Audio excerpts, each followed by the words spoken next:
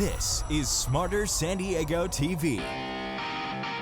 Here is what they don't want you to know. Owning a home is the cornerstone of any good financial plan or retirement strategy. I mean, that's the real reason we buy real estate. You've got to be smarter if you want to be successful. That's what this show is This is for. going to blow your mind. You're going to share this with everyone you know. I guarantee to make you smarter than everyone else. If you do nothing else in your lifetime to save for retirement other than own your home free and clear, you're going to be okay. And now, here's your host, Derek Evans. Welcome to Smarter San Diego, where we guarantee to make you smarter than everyone else. Derek Evans here, your host. Today's show is jam-packed with great guests, as we'll first speak with Ayesha Suneja, a psychology professor and spiritual leader who will give us some great advice on how to deal with stress, something we all could use help with. Next, we'll speak with Bryan Devore, our community and real estate expert in the area of Carlsbad, a thriving community that was once thought to be on the outskirts of San Diego County, but is now in full boom. Bryan will tell us why Carlsbad is doing so well and whether or not he believes it can continue. We'll speak with Bryan Garrity, a very popular radio show host here in San Diego, and our Metro San Diego community and real estate expert. We'll find out what's happening in the metro area of San Diego and what's coming up next for Big Daddy Radio. Then, we'll chat with board-certified tax attorney Jeffrey Kahn, who is here today to tell us about the IRS's new #1 target for revenues and how you can protect yourself by staying out of their crosshairs. Next, Steve Bick, one of the smartest people I've ever met in the world of finance. He will tell us whether we should be concerned over the recent turmoil in Europe, or if the low interest rate environment still warrants a bullish outlook for investors. And finally, we'll be speaking with Carmel Valley community and real estate expert Elizabeth Story, who'll be bringing us the truth about this one Paseo conversation. What are the issues, and ultimately, what would the effect be on the residents and homeowners if this project moves forward? Stick around for the next 55 minutes of commercial-free content guaranteed to make you smarter than everyone else, right here on Channel 4.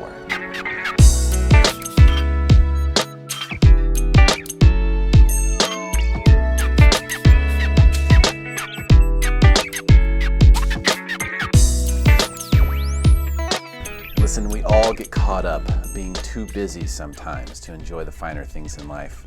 However, this distraction from the present moment can take on a life of its own, to the point where we experience stress.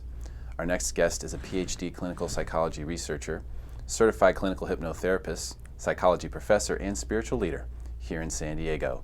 She's here to give us 3 ways to deal with stress. Please welcome one of my favorite people on this planet. Ayesha Suneja is here. Ayesha, how you doing? I'm doing great, Derek. How are you? Great. Thank you so much for coming today. Thank you for and having being on the me. show. This is a really hot topic. Yeah. Everyone's experiencing stress. It seems like we're getting more and more stressed out as a society. Once you start to just take a look at what's going on, you see people stressed out everywhere you go. Absolutely. How do you suggest that we deal with this? So we know that stress is a part of life, right? There's no escaping it. So you're right. It's not just about what is it about stress, but how do we deal with it? That's the most important thing. So we've got 3 things we're going to talk about today. One is the breath. I know that's a favorite topic of yours, something that you practice quite regularly. Absolutely. We're also going to talk about this whole present moment awareness with the breath. And then we're going to look at some other things like perfectionism, this idea of things having to be perfect, and also cognitive distortions, believing our thoughts or actually questioning our thoughts or challenging our thoughts. There's a couple of different ways, 3 different ways that we can look at how to manage stress and have a better, healthier lifestyle. You know, you say breath, and I think people go, breathe. Oh yeah, it makes sense. Take a deep breath. You hear people say that sometimes. Hey, take a deep breath. You know, Right. but we don't do it very much. We don't. We don't do it enough. Let's True. put it that way. So how do you suggest that someone who maybe experiences stress a lot, has a stressful job or a stressful existence for whatever reason, how can they use the breath to help them sort of separate from that anxiety? Well, the breath, first of all, let's look at why it's so important to breathe, deeply breathe from the diaphragm. We know that Deeply breathing reduces stress levels. It actually increases our vibrational frequency. It brings down our blood pressure. We know it increases or strengthens our immune system. So there's a lot of benefits of breathing very deeply. So a lot of times we're breathing very shallow from our chest instead of breathing from our diaphragm. So the point here is that we want to take even 15 minutes a day. Research shows that 15 minutes a day of deep breathing can actually provide us with those health benefits that we're looking for and bring down stress levels. So the way that I look at breath is, think of your meditation practice, right? Meditation helps you to relax, bring down stress, but you can't meditate everywhere, or you can't meditate all the time. But the breath is a great way for you to get into that meditative state. So let's say this morning you were coming to the studio, you used your car as a vehicle to come to the studio. If we want to get to that meditative state, that state within us that already exists, is that part of us that's zen or centered or grounded, what we would call our higher self, the part of us that has infinite wisdom, the part of us that's already knows all the answers. If we want to get to that state, we use the breath as a vehicle to get there. Interesting. I'm using my breath as a vehicle while you're talking, just listening to your voice. And it's getting me there. Taking those deep breaths and just consciously doing it, I think, is what you're saying, right? Absolutely. As we're all breathing all day. All day. Yeah, that's an autonomic thing. But when we're talking about breath in this particular circumstance, you're saying breathe with your diaphragm. You're saying you want to breathe deeply. Right. So consciously take a deep breath until you can't take a breath anymore. Right. Breathe in all the way until you've maxed it out, Yeah. and then just slowly sort of release that. Just exactly. doing that 2-3 times consecutively can change your mood like this. It can. So imagine, spending 10 or 15 minutes a day doing something like that. It really can lower your stress levels. I practice it personally, and it works extremely well. And the more you can do it, I think the better. Absolutely. Personally, and of course the Buddhists believe that you can do it constantly, no Yeah. matter what you're doing. I haven't figured that out yet, but I'm trying. But the other thing that you mentioned when we were talking about this was, and I think this is extremely powerful, is to question your thoughts. Right. Explain what you mean by that. Well, questioning your thoughts, there's a saying that one of the most dangerous things in the world is an unquestioned thought. So how often do we think that our thoughts are facts, and how often do we think that the fact is reality? And in fact, we could be having thoughts, if we don't question them regularly enough, we could be having thoughts that are distorted. And by distorted thoughts, there's plenty of distorted thoughts. I'll give you a few examples. Overgeneralization. Let's say I'm late for work, and then I start to think, because I'm late, I might, get in trouble, or I might get fired. And then if I get fired, I might lose my apartment. And there, can you see where I'm going with this? I start to overgeneralize. Even something like catastrophizing, making something bigger than it is. Black and white thinking, that's a cognitive distortion. I'm perfect or I'm a failure, and there's nothing in between. So when we have a distorted thought, the 3 quickest ways to think about, is this a thought that is healthy or distorted, is these 3 simple things that I use. Is my thought accurate? Is it healthy? And is it helpful?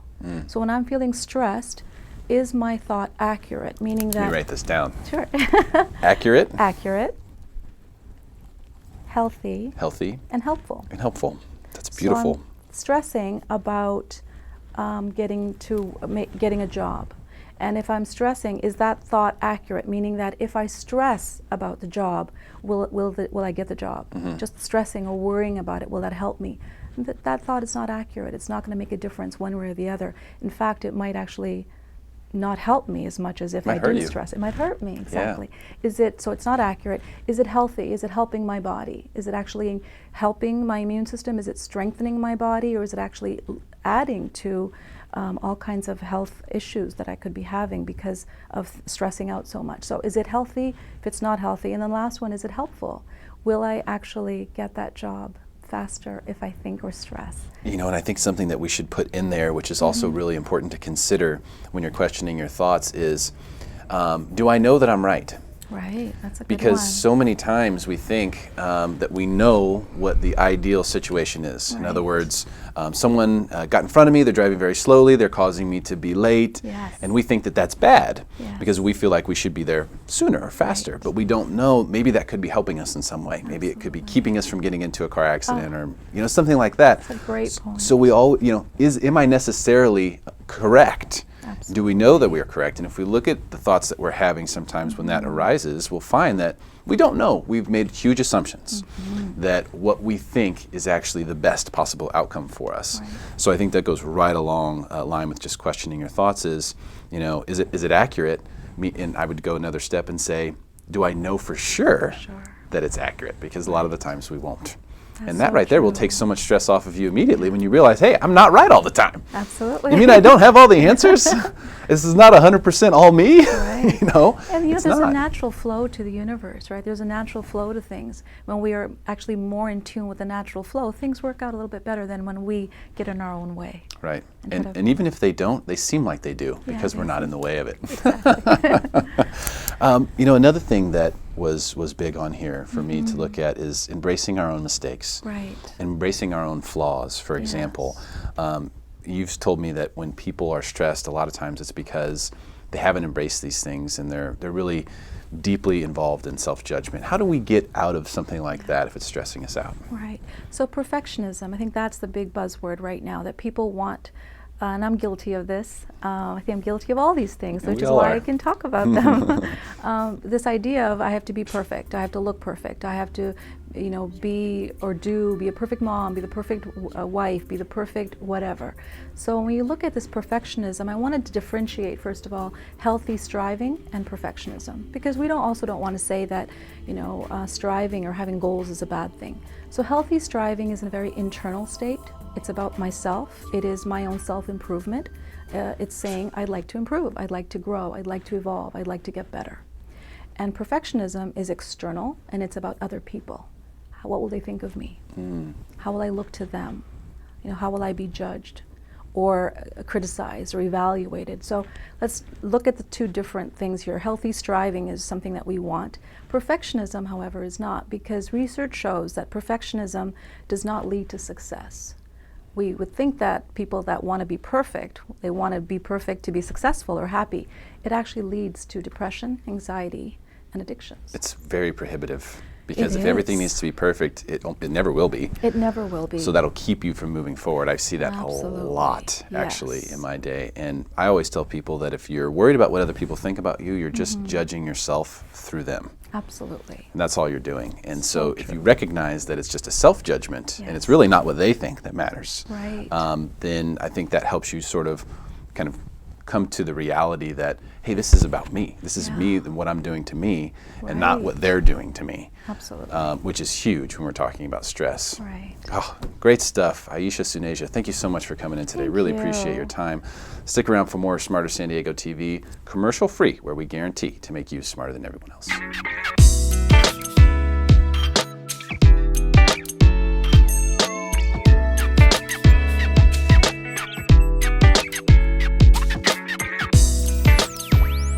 Our next guest is one of the smartest people I know. He's won the real estate debate 7 times, which is an incredible feat, as only a select few people have ever won the show once. He's a big consumer advocate in our community connection with the Carlsbad community. Today, we will learn from him just how and why Carlsbad has become such a hot spot. And of course, can it continue to grow from here? Please welcome to the show my good friend, Bryan Devore is here. Bryan, how you doing, man? I'm doing great. Grateful to be here. Yes, it's great to have you. So, Carlsbad, on fire. It's wild. Now, when I moved here to San Diego 10 years ago, Carlsbad was like way out there. Right. Like people were like, Carlsbad, that's so far away. Right. Now it's such a booming area. In fact, I was just there yesterday in the beach area, and it was popping, just crazy. How is that possible? Well, I think that Carlsbad was sort of a well-kept secret, and then it became not so well-kept anymore. Tourism was booming.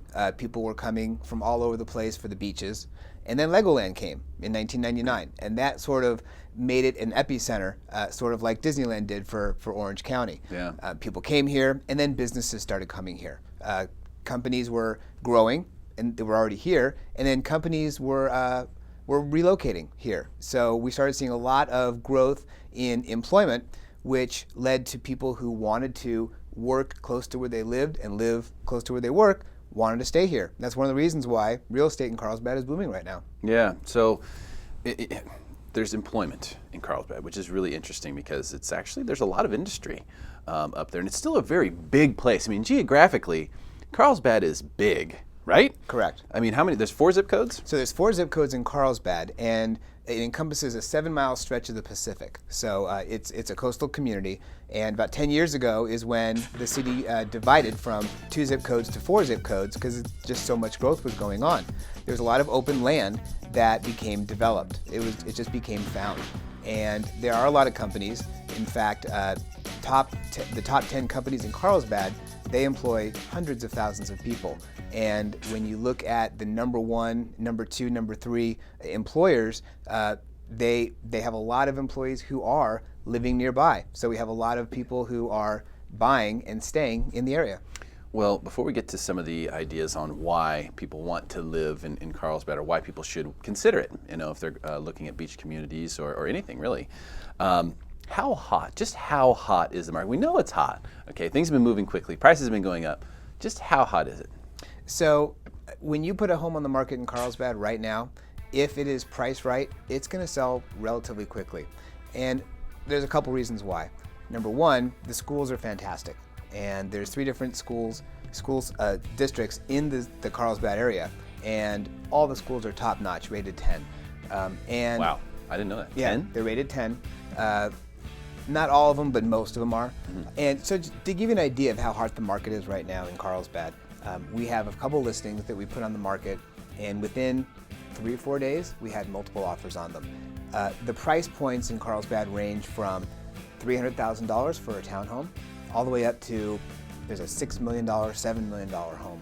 But the sweet spot is $400,000 to $700,000. And there's a pretty good variety throughout Carlsbad, but those are the ones that are getting snatched up as quick as they come on the market. And there's a particular neighborhood in Carlsbad that I know you really like. Yes. Rancho Carrillo. Correct. Which I visited for the first time this weekend because I knew we'd be talking about it on the show. Did you like it? I thought it was amazing. I couldn't believe it, actually. Yeah. You hear about these sort of planned unit development type situations, Right. and you think, oh, it's tract homes, it's one next to the other, there's nothing unique about these things, Right. they all look the same. But this really kind of felt like a wonderland. It was crazy. So when Rancho Carrillo was built, it started out as a ranch owned by Leo Carrillo, the late actor who was in the Cisco Kid. And what's nice about Rancho Carrillo is it's got different types of homes for everybody, but when it was first built about 12 years ago, there was nothing around. Kind of an example of Carlsbad not having anything and then communities coming in. Since then, lots of shopping, lots of restaurants, businesses have infilled the community, and so that what you saw is not what you would have seen 10 years ago, which makes it that attractive. So what happens from here then, Bryan? Because we know the Carlsbad market is hot. We know that it's a desirable place to be, 7 miles of beach, everything you could ask for as far as a community, from the shopping and the great schools and all that. But what happens from here? This meteoric rise in prices and this super, super hot market, is it sustainable? So that's a real dilemma. So the city of Carlsbad is very well run. They have a $16 million surplus in their budget, and they have a master plan, a general plan, that goes out to 2035. So they're thinking about these things already because they're running out of land. There's the city of Carlsbad is about 80% built out right now. There's room for about 10,000 more housing units. Well, here's the problem. In 1990, the population of Carlsbad was about 60,000 or so. 2013, the last time they did the census, there are 113,000 people in Carlsbad. So do the math. How long will it take for 10,000 units to be snatched up? Yeah. So we do have a dilemma. We're running out of land, and the city is trying to work on these things. But as long as employees keep coming here, companies keep coming here, relocating, as long as we still have our weather, and there's about a 10-degree difference between the highest high and the lowest high, we're going to have the problem. Right. So based on that, it would allow us to think that the market should continue to be strong. I believe so. Because there's just simply not that many more units that will be coming available. It's really a supply and demand. And because people want to stay here and actually retire here, Carlsbad was recently named one of the top 10 retirement destinations in the country. So people are not only going to live here, they're going to retire here too. Yeah, that makes sense. So speaking of real estate Yes. and homes for sale, you've got something that's hot on the market right now. I do. So we have a listing that's a wonderful twin home in the aforementioned Rancho Carrillo. Of course. And it's a 3-bedroom, 2.5 bath plus a loft. And it's 2,056 square feet. To get the house ready for sale, we had to do some painting, we had to do some flooring as well. And I want to have a shout out to my friend Fred at Regal Flooring, who did a fantastic job of getting the flooring ready for the house. And his number, in case your viewers would like to get their flooring needs taken care of, is 760-431-1300. Cool. So this home, we actually, ironically, have it in escrow now because of the fact that we adjusted the price right off the get-go and got it sold. To give you some perspective of what a value Carlsbad is and Rancho Cucamonga specifically, so this home was listed for $580,000. If you go just one city south in Encinitas, you can get a 2-bedroom, 2-bath, about the same size twin home, built in 1991. My listing is built in 2001 for $695,000, $120,000 more.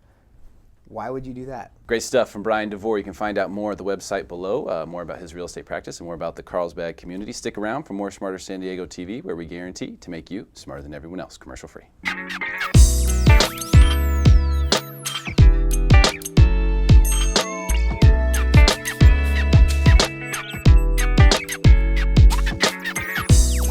The metro area of San Diego has been absolutely booming for the past few years. Whether you own a home or rent, it's become one of the most expensive places to live in all of San Diego County.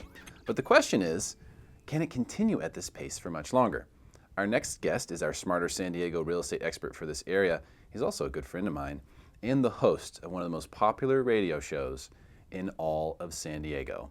Please welcome Big Daddy himself from Big Daddy Radio. Bryan Garrity is here. Bryan, how you doing, man? Great. How are you doing? Doing fantastic, Yay, sir. Yes, yeah, here he love is. it. Here he is. All right. Making San Diego smarter. That's right. And everybody else. What the heck? Let's make it a global thing. Let's do that. You've been doing that on your radio show now for several years. We try. Gosh, you guys are just killing it. It's amazing what you're doing over there. We try to have fun and entertain and give information. You do all that. Yeah, although the entertainment part's the most fun. That is the fun part, right? We're going to talk about your show and what's kind of coming up or what topics have been big here in a second. What's really interesting to me, metro market, it's a big market. There's a lot of different areas there. Right. But there isn't a single one of them that's been slow or, it's been very, very hot in the whole area. Why is that? I mean, what's causing that over there? There is low supply, number one. And you have the people that these areas are being gentrified, which if you, like when I moved to San Diego in the 80s, dating myself, and you were to drive through, let's say, Hillcrest or North Park, I mean, it was like ghetto, or be considered, Hillcrest was like the gay ghetto. Oh yeah, it was nothing. In the 80s? Nothing, 85, 86. Like where Uptown District is, which is a very booming part of Hillcrest right now, was just a Sears and a huge parking lot, and it had the bars and nothing like it is today. But people have wanted to move out from the suburbs back into the city, which is causing kind of this expansion of the metro area, and it's become more desirable. We've cleaned it up. Like, look at what we've done downtown in just a matter of 20 plus years. We've made it spectacular. Yeah. Other cities following our lead. Not that we were the total forefront person in doing that, but we were one of the first cities to go through and really clean up our downtown and make it habitable, which it hadn't been for years. Right. I mean, it was the last place most people wanted to live, and it was the place most people were working. So now that it's cleaned up, you have a lot of people coming in from the suburbs and saying, hey, I don't want this commute. You got a lot of the millennials or younger people that are wanting to be more green, and they don't want to, be driving long commutes, and they don't want to be stuck out in the suburbs. Is it that they want to be green, or that they're just day drinking and they don't want to drive home? I think you got a point. I don't know. You can be green. There's like a bar on every corner. It seems like ridiculous. A brewery, I should say, not a bar, but an actual brewery. Well, and in some metro area, if you look in like North Park, for whatever reason, every new thing that opens seems to be a brewery, like we're talking about. Yeah. So you've got this desire of, you're close to work. A lot of people work from home now. So what better place to be than in the metro area? You can walk out your front door. They have something called the walk score, or the walkable score, that you can get off websites, et cetera, based on the areas you want to live. Most of them are high in the metro area because you can walk to and access stores, restaurants, entertainment. I mean, it's crazy. It's crazy. And it does encompass a big area. But right now we're down to this is the part that always makes me crazy. You hear realtors talking at blah, blah, blah about statistics, and it's like, at the end of the day, you're going to sell the house or not, period. Or you're going to get these people in the house or not. People don't want to hear that there's 1.8% to 3% vacancy. What does that mean? Really, when you think about it, what does it mean? I'm a buyer, and I have some agents spewing that at me, and it's like, okay, can you get me a house or not? At the end of the day, there's more important things that people should be worrying about. Right. And we'll go into that in other segments. I think we should. Yeah. About listing agreements and who you hire and how you hire and, what you're entitled to or not, et cetera. This area, this metro area, you said something earlier that was really interesting I'd never thought of before.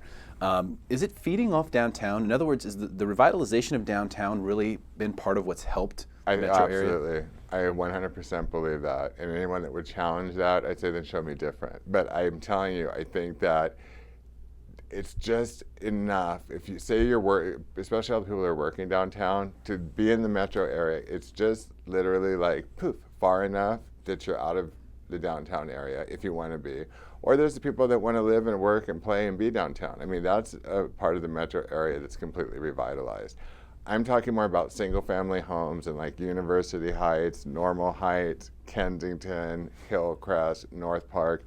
I mean, average purchase price is already up to like $504,000. I mean, it's above the median purchase price for the county, so it's not cheap if you want to live there. Right. And the sustainability of it, I mean, at this point, there's not a lot of places to build. I mean, if you're going to tear down some of these old houses maybe and build up, that's really the only way you're going to be able to go. There's not a lot of vacant land in the metro area. I was just going to ask you that. Is there anywhere, There's for places, new construction? but I mean, you figure with the new construction, it's limited. It's not like it's tracts of, that you can get up in like North County or some of these inland areas in Carlsbad, places that have room left to develop. I mean, we're peaked out in the metro area. So low on inventory means if you want to live there, you find a place that you like and everything checks out, you hop on it. Yeah. You don't sit on the fence because it's just too popular. And for me, yes, the cycle, history is going to repeat itself.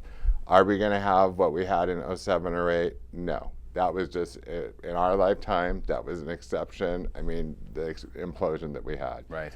But historically, the real estate market cycles every 7 to 10 years. So, going on statistics. But I mean, at some point, there's going to have to be a downward slope where it becomes more of a buyer's market. Some agents will say, oh, it's becoming more of a buyer's market. I don't think so. I think it's still a strong seller's market. A little bit of softening in some areas needed to be softened. However, it didn't change the fact that it was so softened that it became a buyer's market. It hasn't shifted. The paradigm's not shifted up. Okay, so it's still a seller's market, just not It as is. much of a seller's Right. market maybe as it was a year ago, let's say. Exactly. Now, what you said about construction is really interesting because if there aren't those big plots of land, then the big builders aren't going to be interested. No, not really. And therefore, it's you kind of hit a wall once that takes place. Once you get to a point where it's like, okay, all we can do is build up this lot right here. We can either build a high-rise on it, Right. and that's it. There's just certain types of builders that do that stuff in San Diego, and for the most part, they're building downtown. So I don't know if it'll be in this lifetime that we see the metro area build up. I agree. Like D.R. Horton has been a good builder in the metro area in both North Park and Hillcrest. Like they built the Atlas building. They use that space over on 5th. But again, they built up, but they're expensive condos because it's right in the middle of everywhere people want to be. And they also did a development at Level M in North Park. So they did that by buying up, parcels of land that were older or that had tear downs on it. There's just not many of those that exist. If Right. you were to drive all through the areas, you're not going to find that. No. You may find a fourplex that's new. You may find, a couple townhomes, row homes that are new, but you're not going to find large, big scale developments. No, you're not. So based on what you're saying then, my take is that the market's strong. It'll probably continue to be strong. But you do expect that where it's somewhat of a peak, at least a cyclical peak? I think so. I mean, you're the income in terms of what people are making versus what people are paying is hitting a wall because the values are starting to outpace income, what people are earning. Once that happens, okay, now we're going to have a problem. Because we're going to hit this wall. Inventory's low, so we haven't felt it as much because there's still people that make enough to slide into these houses. But if our inventory was to rise or get bigger or there was more available, we may see it start then to soften. And historically it will at some point. I don't have that crystal ball, that Right. magic number, year or date, but at some point it will. But the metro area is always going to be desirable. It just is. Too much going on. There's a lot going on, and there continues to be a lot more gentrification. So great insight on the metro market, Mr. Garrity. Thank you. How about your radio show? What can we look forward to seeing coming up on the radio show in the near future? We have lots of surprises coming. Lots of surprises coming? Well, actually, the show, it's had different incarnations, and it started off to be a real estate show. But, I mean, I don't mean that. Real estate's my day job that I love.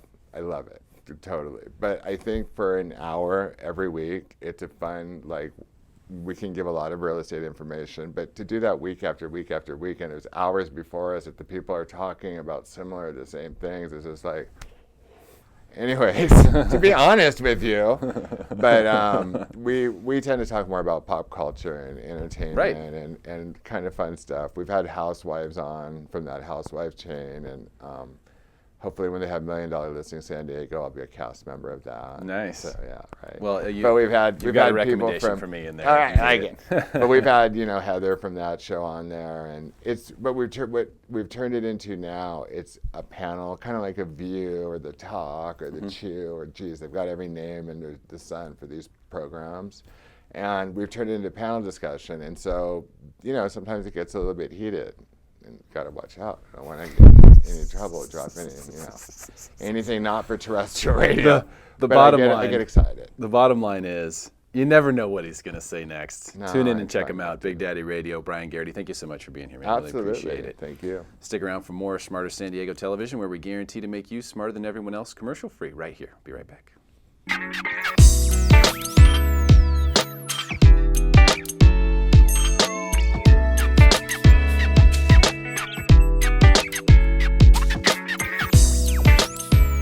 Our next guest is an incredible problem solver. This man has got me out of 2 ugly situations, and in both cases, I'd done nothing wrong. But when you're dealing with the IRS, or the FTB, as I was, it's almost as if you're guilty until proven innocent. Here today to tell us about the IRS and their new #1 target for generating revenues, please welcome my good friend, board-certified tax attorney, and host of the Inside Advantage radio show, Jeffrey B. Kahn. Jeff, what's up, man? Hey, Derek. Thanks for having me. It's great to have you here. I'm so used to talking to you on the phone for our radio shows. Exactly. It's great to have you here in person. Definitely. So you're keeping an eye on what's going on with the IRS. Obviously, you work with them on a daily basis. I've seen a couple of things recently that were pretty interesting. And one of the things I saw was on your blog, which is a fantastic blog on contactslaw.com, about the IRS and their new #1 target. Tell us what's going on there. Yes. Basically, the IRS is getting very aggressive in going after people who have undisclosed foreign bank accounts. Okay, so let's define that real quick. Undisclosed foreign bank account. What is that? Well, basically, you have a bank account that's located in a foreign institution, so that would be outside the United States. Maybe it's an account earning interest. Maybe it's an account with securities and bonds and other investments in it. And just like if you had that same account here in the U.S., you would be reporting the interest on that account, the income on the account every year. Same rules apply with a foreign institution. The difference, though, in the past, the foreign institutions were never required to report that information to the IRS. Now they are, and that's why a lot of people are very nervous. So you're telling me the old days of having the Swiss bank account with the money that nobody knows about, those days are over? That's correct. Oh my goodness. So this is applying to people. Now, it doesn't have to be malicious, let's say, right? I mean, someone could just have an account in a different country, maybe because that's where they're from, or maybe they have an inheritance that came in that direction or whatever, and they don't realize that they're supposed to report it on their tax returns. The IRS is targeting those people specifically, and why would they be targeting them? Is there, what's in it for the IRS? Well, what's in it for the IRS, #1, is generating revenues. Right. And since the first, what's called voluntary disclosure program came out, encouraging taxpayers to come forward and be proactive and report these undisclosed foreign bank accounts. The first program came out in 2009. And so since that year, about 50,000 taxpayers have come forward, and the government has collected, under these special programs, $7 billion. Wow, $7 billion. That's correct. Oh my goodness. No wonder they're going after these people. Yes. Now, what if does it matter? The intent doesn't matter. The IRS doesn't care about your intent, right? I mean, if it's whether you accidentally, or does that matter at all? In some cases, it does, Okay. because there are some programs that the IRS has where it doesn't matter whether you were willful or not. You come forward, there's no criminal prosecution, this is the reduced amount of penalty you would pay, and you have a clean slate with the IRS. There are, though, programs set up with the IRS that if you prove that you were non-willful, in other words, you didn't willfully intend to evade taxes by not disclosing your foreign bank account, then the IRS not only also takes criminal off the table, but really low amount in penalties. In some cases, the IRS will even waive all penalties. Really? Yes. Let's talk about those penalties for a second, in case someone's in this situation. I mean, we don't want to necessarily don't shoot the messenger here, okay? If you have an undisclosed foreign bank account, there's something you can do about it, and we'll get to that. But what kind of penalties are we talking about? I mean, if I have $100,000 inheritance in an account somewhere in Europe or something, and I really haven't thought about it, I was just leaving it there, it was attached to someone I know who passed away, and I just kind of haven't touched it. Now I'm watching the show and hearing you say you need to disclose that or they're going to charge you money for it. What kind of penalties am I looking at? Well, at the low end, it would be a $10,000 per year per account penalty, and the IRS can go back 6 years on that. So for that $100,000 account that you inherited, let's say 6 years ago, and you didn't disclose it in each of those 6 years, you're already talking a minimum penalty of $60,000 plus back taxes, interest, and penalties on that. So pretty well much your $100,000 inheritance has vanished under the tax law, and that's at the low end of the spectrum. The penalties can still be even higher if the IRS can show willfulness, and there's criminal exposure as well. Wow. So it's not only possible, let me just see if I'm hearing this right. You're telling me that my $100,000 inheritance from overseas that I just haven't told anyone about, frankly, because I didn't want to talk about it. There's emotional issues there. This could cost me more than the $100,000. In other words, I might actually have to give them the entire account and then have to pay penalties, and I might be charged as a criminal. That's correct. That's unbelievable. I mean, is the IRS doing anything to get the word out about this? They have, and they've been doing a much better job. And of course, tax professionals like me have been out telling everyone about it, and that's why broadcasts such as this, my radio show, blogs, and all that kind of stuff, getting the word out to people that you need to come forward, because the IRS is getting the information from the foreign banks. The IRS is organized that now they can disseminate, analyze, and identify those people who haven't come forward. And the IRS now is ready to go after those people who haven't come forward. So time's running out. So I would assume that it's better if I raise my hand and come forward and say, hey, I had no idea. I just saw this on TV. I didn't know. Am I going to get any kind of favorable treatment if I call you, for example, and we go to the IRS together and we say, all right, hey, here's the situation. Is that going to save me money potentially, time, angst? Is there any advantage to that? All of the above, because being proactive with the IRS and solving your tax problems, and that's what I advocate from day one. You want to be proactive, and especially with undisclosed foreign bank accounts, you have to be proactive, because if the IRS has already identified you, and either you're subject of an audit, an investigation, they don't even have to know that you have undisclosed foreign bank accounts. If you're just randomly selected for an audit, and it just so happens you also have undisclosed foreign bank accounts, you can't get into one of the programs that the IRS has that prevent you from being criminally prosecuted and greatly reduce the penalties that you would have to otherwise pay. Wow, that's just huge. Great information from Board Certified Tax Attorney Jeffrey Kahn. Jeff, I've also heard recently from a couple of people, just randomly, Facebook posts and a couple of things on social media, that they're having an impossible time contacting the IRS. These are individuals who are trying to make contact with the IRS themselves. In fact, the other day, Nikki asked me, she saw this article and she said, hey, what about this? Do you think this is, can you call Jeff and ask him if this is true? I said, well, I probably could, but I'll just ask him on TV. Okay. So is it getting more difficult to deal with the IRS because of the fact that they're automating so many systems, they've laid off so many people? Is that a challenge for you too? Not necessarily, because I know the ins and outs in terms of getting information, who I need to speak with, what department would take care of something.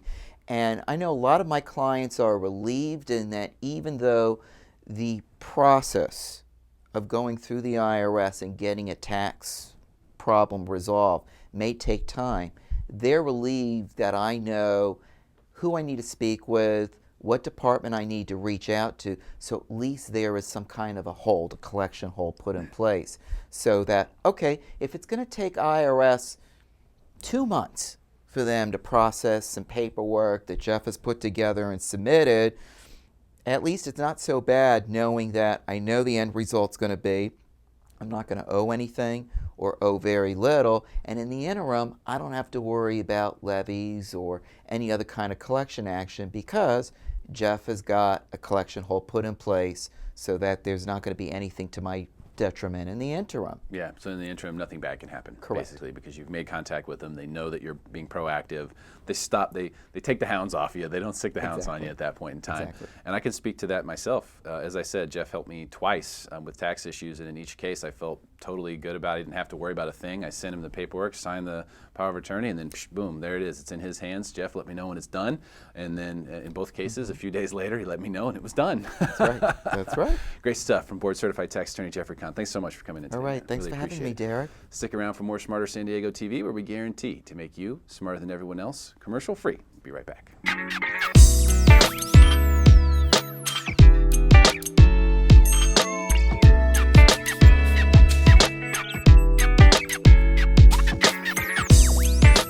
Our next guest is an author, business turnaround specialist, and hedge fund manager who's one of the smartest people I've ever met regarding macroeconomics. His weekly blog will undoubtedly make you smarter than everyone else. Today, I ask him whether the new problems in Europe are good or bad for investors here in the U.S. Ladies and gentlemen, please welcome Steve and Bick. Steve, how you doing, man? Very well. Thanks for having me. Hey, I feel like we've had this conversation. It's like deja vu. I feel like It we had this is. conversation 3-4 years ago about Europe and Greece Right. and all this stuff, but it's hitting the news again. So is this actually news? Is it the same problems as it was before? What's going on over there, man? No, you're exactly right. It is the same problems as before. They did a pretty good job of kicking the can down the road. And fortunately, during that time, I think that the other problems, which were Italy, Spain, Portugal, and Ireland, they seem to be on better footing They do. today than they were back then. They're still not fixed by any means, but certainly Greece was always the outlier of those problems, and that's now come back to haunt them. And here we go. So yeah, here we go. So what happens next then? Because you can only kick this can so far. It's a debt Correct. issue, right? It is a debt issue, yeah. And the problem with it is, in most cases, what you would do is you would let your currency depreciate.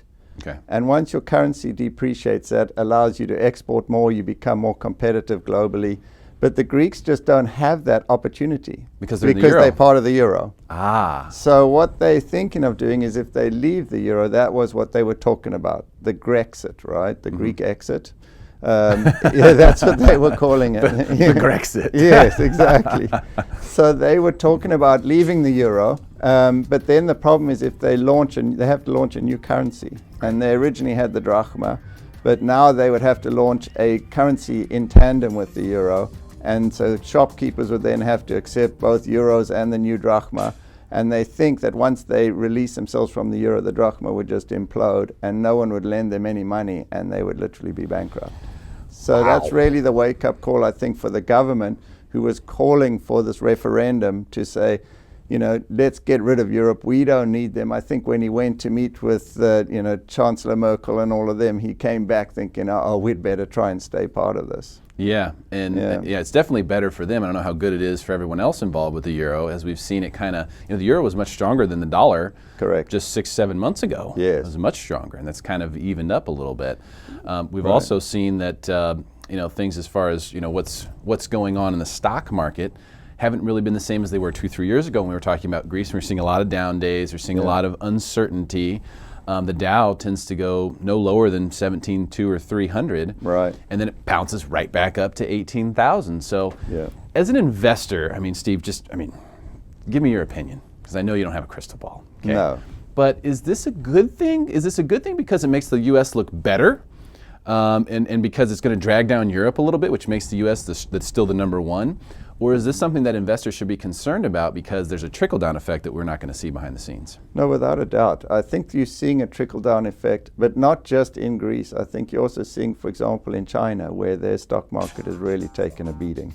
I don't know if you followed that. No, I haven't seen that. They're down 50% or so just this year from their peak. Wow. They're still up, amazingly. So I know, just shows you how inflated they were. That's crazy. Well, at the peak, their price to earnings ratio was averaging 64, and you think of the Standard & Poor's, and the average for the S&P is around 20 right now, whereas a normal market for the S&P would be around 15. So you take China at 64, a normal market for the US is 15. Right. They're way overpriced, so they were due for correction. But to roll in with Greece and China and these types of macroeconomic risks, I think it really starts putting a little bit of a lid, certainly on the US stock market because of the fear issue. But what I think it's also putting a lid on is the Federal Reserve being able to raise interest rates in the near term. Let's talk about that, because they've said that they're going to very soon start to raise interest rates. First of all, do you believe that the macroeconomic situation warrants that? Number two, do you think that it's even a smart move to consider, even if it did? Personally, I think that what they're doing is they're jawboning, right? It's actually a financial term they use back in Greenspan's day. Is that a South African term? No. Back in Greenspan's day, they would talk about him jawboning his position, right? Which means he's talking it up. And what they would do is they look in now to say, hey, this interest rate's coming, this interest rate's coming. And they're talking it up, and it's putting a lid on the market because I think they thought it was getting too frothy. But going back to what you were saying, in the overall economic environment, I just don't see how they can, because if they raise interest rates, the dollar's going to get even stronger, and that's already putting a lid on earnings. I mean, you've seen people like Microsoft and Intel and all these companies that are earning outside of the US, when they translate those earnings back into US dollars, as the US dollar keeps getting stronger, it's starting to put a lid on their income and their bottom line. And so what you're telling me there is that basically the trickle-down possibilities are based mostly around the global companies. Yep. Because the global companies they enjoy the currency situation, or the devaluing of currencies in other places, because it helps make their earnings look better and ultimately makes the stock prices go higher. So you might look at Microsoft and say, oh yeah, American company, but that's a global financial company is what it really is. So when we see things like this happening in Europe, that could eventually affect them. Well, it is already. Their earnings are already being affected, because when they translate the earnings from Europe and from other parts of the world outside of America, and they translate it back into dollars, because the dollar's got so strong, it's having an impact negatively on their earnings. Wow. Yeah, so that's crazy. That's a problem. This is great stuff. Love talking to you, Steve. I have one big question for you right here, because you wrote an article in your blog, which we'll put up the link to your blog since it's so long for me to say. I can't remember it, so it's up. You can look on the screen right now. Go to that website. That's right. But you wrote about a concave versus convex investment situation, and you seem to be a little bit bearish in that article. And that was a couple of weeks ago. So I want to know where you stand right now on just the indexes. Let's call it the S&P. Let's call it the Dow. For investors, do you feel bullish, bearish, or would you just be out of the market? I personally think I personally am out of the market. That's You're out. Me. You're flat. Yeah. Wow. But that's just me. I think the market does have some upside to it. I can't say how much, but I just feel that there's far more downside to the market than there is upside. And if you look at the concave versus convex type investment situation, what the idea behind that is, and that wasn't even my idea, that came from a fantastic book called Anti-Fragile, written by Nassim Taleb. And what he's proposed, and the reason he used anti-fragile, by the way, is because if you think of a glass and you throw it on the ground and it shatters, okay, that's fragile. If you throw that glass on the ground, the opposite to that would be not only does it get stronger, but bigger and better, right? So there is no word. Robust doesn't capture that word. Robust would mean it just doesn't break. It doesn't get better. So he created this word anti-fragile, and that's the concave versus convex portfolio, where what you want to do is you want to make certain that your portfolio gets better and stronger during down times and when things go bad, because that's really when you can really capture a lot of the upside to your whole portfolio, right? If you don't take a loss, it's Warren Buffett's theory, just don't lose money. That's right. Well, Nassim's taken it one step further. He's saying not only don't lose money, but have a better portfolio when things get bad. As a result and of that's the convex. So the worse things get, the better your portfolio gets. And that's really what I'm trying to look at for my portfolio, is to make certain that where I'm investing has upside if and when things get bad. It doesn't do badly during good times, but it does even better during bad times. Wow, just great stuff. If you don't feel smarter, I don't know what to tell you. Stephen Bick, thank you so much for your time today. Yeah, really thanks for having me. Stick around for more commercial-free content right here on Smarter San Diego, where we guarantee to make you smarter than everyone else.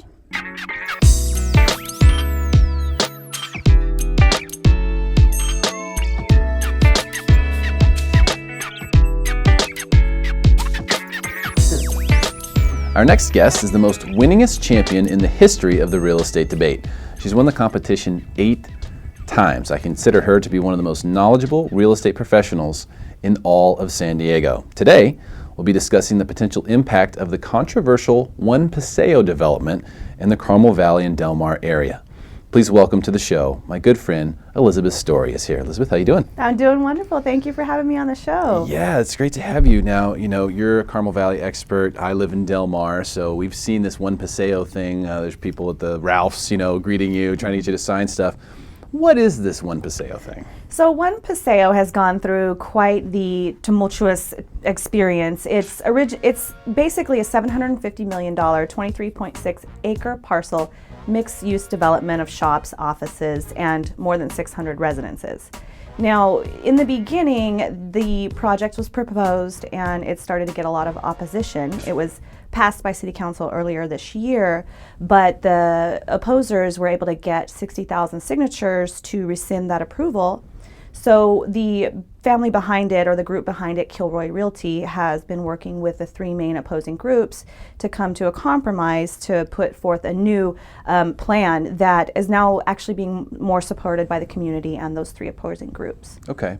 So what was the opposition all about? I mean, who wouldn't want new development and new stuff, in their area? Wouldn't it be good for it? Well, it's a double-sided sword, because the project is on what is already one of the busiest intersections in Carmel Valley, and there already is some traffic congestion there, and their biggest concern, especially with 600 residences and mixed-use development, is the traffic impact that it will have to that area and people getting on and off the freeway, and also the height of the buildings was a big concern. So they have now agreed to go no higher than 7 stories, and the opposition is okay with that. But there still is the long-term concern of traffic, because there's supposed to be road improvements and freeway improvements, but those improvements might not happen until after the project's actually finished, up to 15 years later. Wow. It's a long time to wait for a new freeway. That's a long time. What do you think, if you were a real estate owner in the area, would One Paseo, would that development going in as it's structured now, would that be a good thing for real estate values, or would that inventory be a problem? Let's be honest here. Nobody likes orange cones, nobody likes traffic dust, nobody likes tractor dust, nobody likes to be stuck behind a traffic. I think that I would be a liar if I said that all the neighboring homeowners are going to be super thrilled when that ground breaks, because it's going to cause some, ugliness around the area and some dust and noise, obviously. But, the project is a minimum right now 18 months out. It has to get reapproved, and there'll be 18 months between the time it gets reapproved and they break ground. And if I lived really nearby and I wanted to sell, I probably would do it before they broke ground or after it's done. But I wouldn't be too jazzed about doing it while it's under construction. Now, sure, there's going to be homeowners who will see past it, but not all of them will. And then, of course, once those new residences are available, if you have a residence that's extremely similar to a new residence that's coming on the market, it will be tough for you to compete. So I'd either sell before, or a year or 2 after it's already done. This Carmel Valley market, let's talk about it. It's one of the hottest markets in San Diego. I mean, people I haven't seen anything like it. It was like Del Mar was just Del Mar. Oh, Del Mar it's Del Mar, and then now it's Carmel Valley. Yeah. Why? How's that the case? Let me tell you why.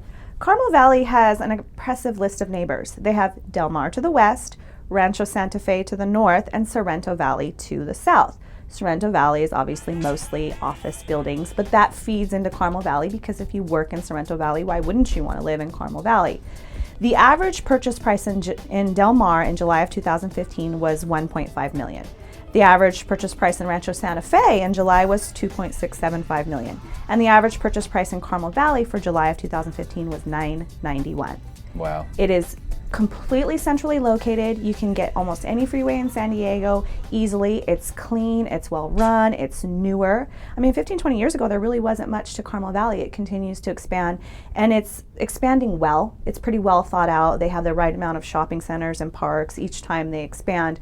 One thing I'd love to see in Carmel Valley as new developments continue is maybe a little bit bigger lot sizes and a little bit more privacy. But overall, it's just a beautiful community, a beautiful school district, beautiful parks and shopping centers, and it's centrally located, and it's one of the most affordable centrally located places in, what some might call North County. Yeah, I don't know if I'd call it more North County. More Central County. It's more central. Let's the boundaries coin that term. They're changing. Central County. The boundaries are changing because Sorrento Valley was North County, at one point, and now it's really not. Like North County is like Carlsbad, Oceanside. That's North County. Mm-hmm. Things are changing. Same thing on the East County border. I mean, used to be Del Cerro's East County. That's not East County anymore. So this makes sense to me, Nin. But what's interesting is how this has gone down, because the $991 that you're talking about, the average purchase price, it's been a frenzy for that $991. Mm-hmm. The Del Mar average purchase price is like, homes are on the market for 3-4 months or longer to get that 1.5. But in Carmel Valley, those $1 million homes, people are paying cash for those things. Right. It's crazy. So there's a lot of demand there. And I think we'll see those prices go higher. What do you think?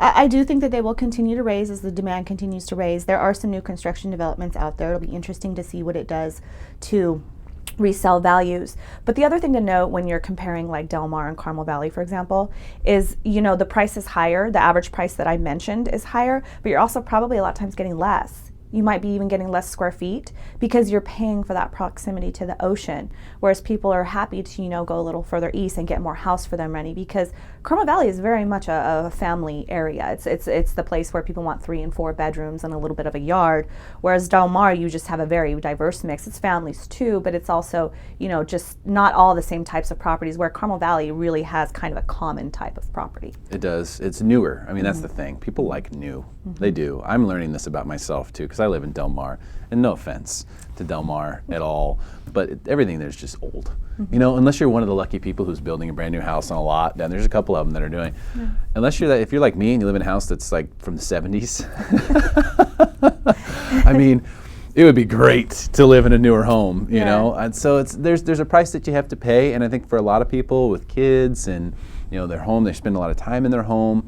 It's like, we'd rather have a nicer place over here with the brand new schools. Right. That means a lot to people with kids. Yeah, it really does. And that's what continues to drive home buyers to Carmel Valley. Yeah, makes sense to me. Great stuff from Elizabeth Story, our Carmel Valley expert. You can find out more at storyestates.com. Elizabeth, thank you so much for being here today. Thanks for having me. Yeah, really appreciate it. You did a great job. Hey, great show, guys. That's a wrap. Jade, what's your schedule look like? You mind breaking down the set? I would love to help you out. There's waves right now. I gotta go. Will, you still pursuing hoop dreams? Yeah! That's what's up. Nikki, are you making something beautiful around here again? Yeah, Will, look at this. We did this. We did all of this.